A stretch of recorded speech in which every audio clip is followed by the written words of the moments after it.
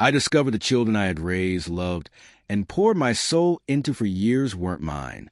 DNA tests confirmed the ultimate betrayal. My wife had been cheating on me for over a decade, spinning a web of lies that I unknowingly lived inside. When the truth finally surfaced, I didn't just walk away. I made sure she paid for every single year of heartbreak, every second of deception.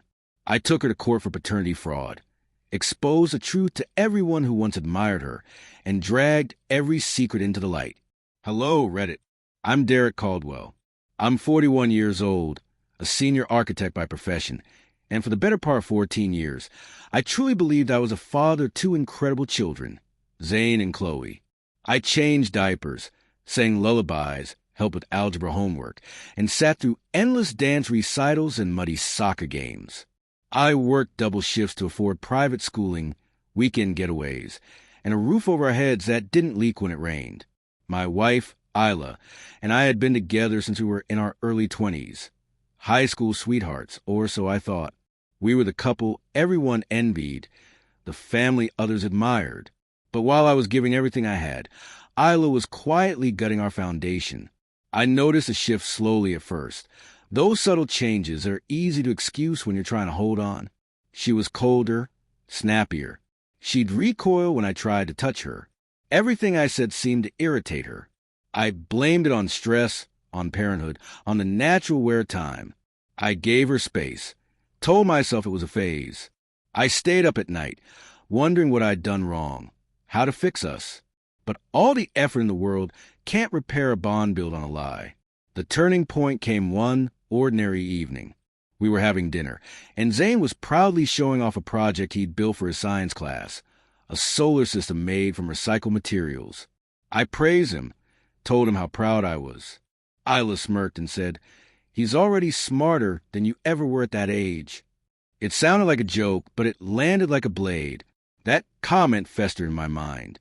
That night, I lay in bed, replayed again and again. And then I saw what I hadn't dared to see for years. Zane didn't look like me. Chloe didn't either. I had always chalked it up to dominant genes on her side of the family. But now I couldn't ignore the echo in my gut. I wrestled with my conscience, with my fear, with a voice screaming that I'd find something I didn't want to know.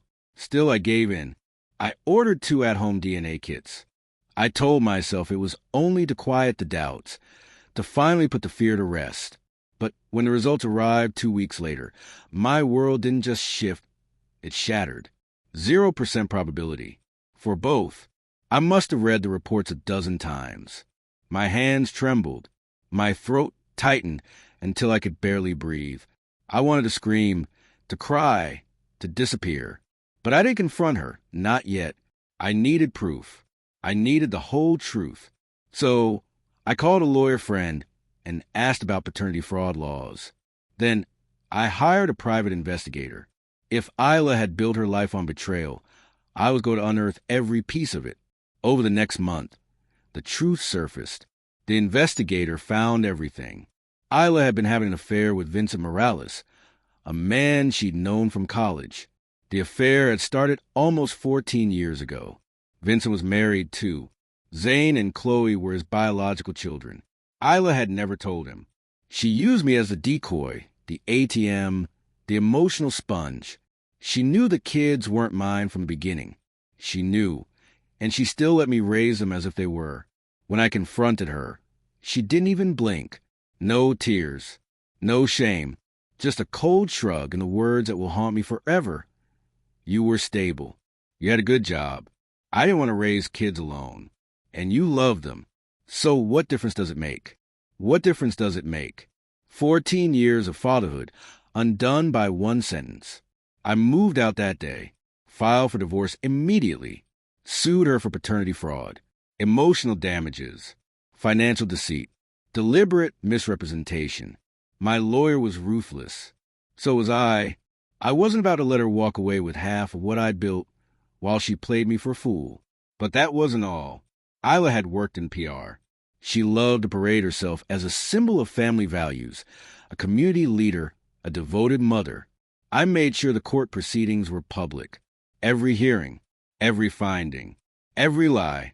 The community center she ran distanced itself. Her company placed her on indefinite suspension. Friends turned their backs. Even her own parents were horrified. She called me vindictive, told me I was ruining her life. But she had already destroyed mine. The hardest part wasn't Isla. It was Zane and Chloe. I love them. God, I still do. But I had to pull away. Not because they weren't mine, but because every time I looked at them, I saw what I'd lost. I sent them a letter, told them I would always care. But I needed space.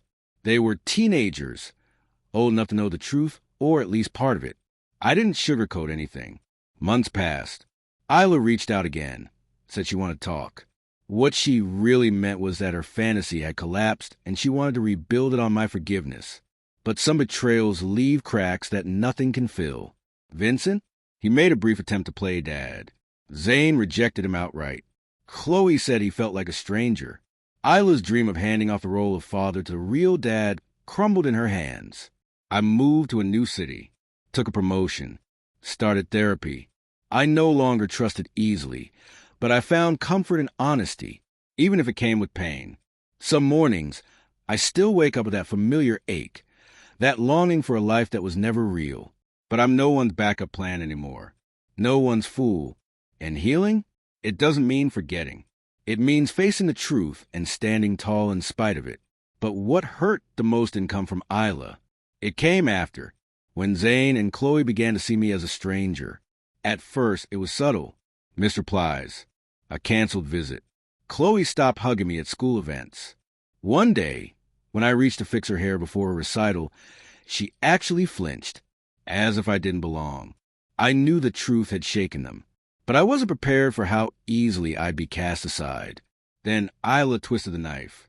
She told them I had used them to hurt her, that I walked away because they weren't biologically mine, that I never loved them, and they believed her. One night, Zane confronted me. He came to pick up a box of his things from my old apartment. He stood there, arms crossed, eyes cold. "You didn't even fight for us," he said. "You just left. Guess we never really mattered to you." That hurt more than the DNA test. I opened my mouth to explain. But how do you explain a decade of devotion to someone who no longer sees you as their father? I had given everything while their mother lied to all of us. Chloe didn't even come outside. In that moment, I realized I'd been a placeholder all along. Convenient, disposable. I left the box on the porch and walked away. Not because I didn't love them, but because love wasn't enough anymore. Not when it was so easily poisoned by lies. Isla wasn't finished. She filed a petition in family court, claimed I had psychologically harmed the kids by revealing the DNA results, tried to make me pay their therapy bills. Can you imagine? I countered with my own motion, severing all legal parental ties. I wasn't their biological father. I had no legal responsibility. The court agreed. I was free, but freedom doesn't mean painless. I spent months in silence, waking up in a quiet apartment. No laughter, no family dinners, no late-night hugs. Just echoes of a life built on deception. But with time, the fog began to lift. I wasn't being used. I wasn't being lied to. I wasn't waking up next to a woman who saw me as a stepping stone to security. I traveled, met new people, joined a men's support group for victims of paternity fraud. You wouldn't believe how many there are, each story a variation of the same wound. Then one day, I received a letter from Chloe. She was 16, old enough to know truth from fiction, but still vulnerable to her mother's manipulation. The letter was short. "I wish you hadn't left. I wish things were different. But Mom says you're not my dad. And maybe she's right. I don't know what to believe anymore." I stared at those words for a long time. Then I burned the letter. Because yes, I did leave. And I'd do it again. Not out of revenge, but because sometimes survival means walking away from what was never truly yours. Isla lost everything. Her career, her status, the trust of her children. Vincent, the real father, quietly bowed out, said it wasn't the right time. The kids were left to face the wreckage of a lie they never asked for. And me? I live quietly now. No false smiles. No illusions. Just peace. Do I miss them? Sometimes. But truthfully, I miss the dream more than reality. Because that reality was a lie, and I will never carry that burden again. Some fathers leave out of weakness. I left because I was never given a choice.